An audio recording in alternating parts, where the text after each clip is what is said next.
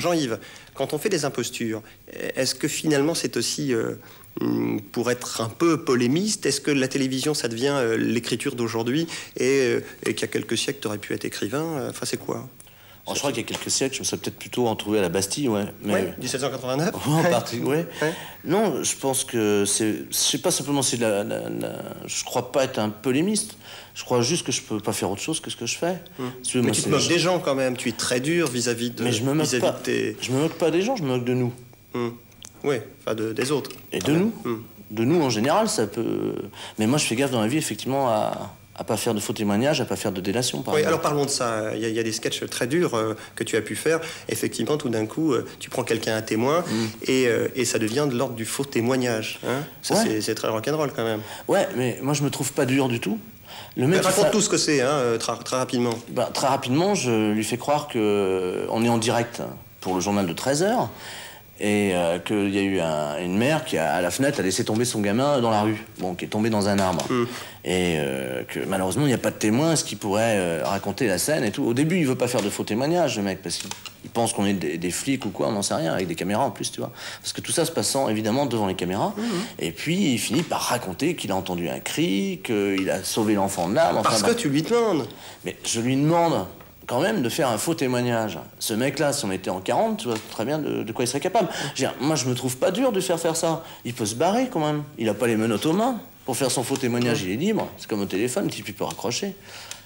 Il le fait, il a envie de le faire, il le fait. Mais il l'assume. C'est pas à moi d'assumer son faux témoignage. D'accord, alors encore autre chose au téléphone, et ça on le retrouve donc dans cet album dont on parle, Mort de rire, les impostures de la fesse. Il y a le voyeur, ça s'appelle le voyeur. Ouais. Alors bon, ça faut le rappeler, c'est quoi ce sketch rapidement donc Au téléphone, donc j'appelle en expliquant que je suis le voisin du monsieur et que j'aime bien regarder avec mes jumelles ce qui se passe en face de chez moi. En particulier, j'aime bien voir les gens déshabillés et tout ça. Bon. Et je lui demande s'il accepterait le soir, entre 22h et 22h15, de s'exhiber, donc nu, pour moi, à sa fenêtre. Alors au début, le mec, tu vois, il m'en fait, mais vous êtes un vicieux, enfin bon. Non, je suis pas vicieux, mais, tu vois, je lui propose du fric, il refuse et tout. Et puis il croit me reconnaître, il croit que je suis le prothésiste qu'il a vu pisser dans un lavabo. Donc confusion, je rappelle en me faisant passer pour le service des écoutes téléphoniques.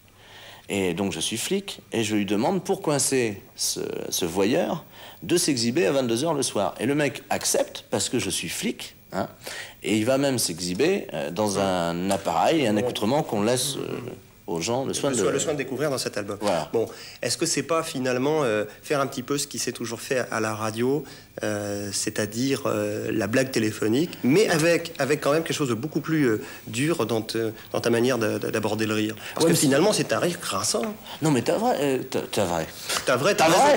c'est sûr que t'as vrai, ça veut dire t'as raison. Ouais, t'as raison. Mais c'est pas moi qui suis dur, c'est l'époque qui est dure. C'est pas moi. Moi, je m'amuse avec ce que j'ai. Je les invente pas, moi, les saloperies. Elles sont là toujours. Bon, il faut bien que je m'amuse avec ça. On a le droit de rire de tout, et je dirais même plus qu'il faut rire de tout. Ça soulage, ça fait du bien.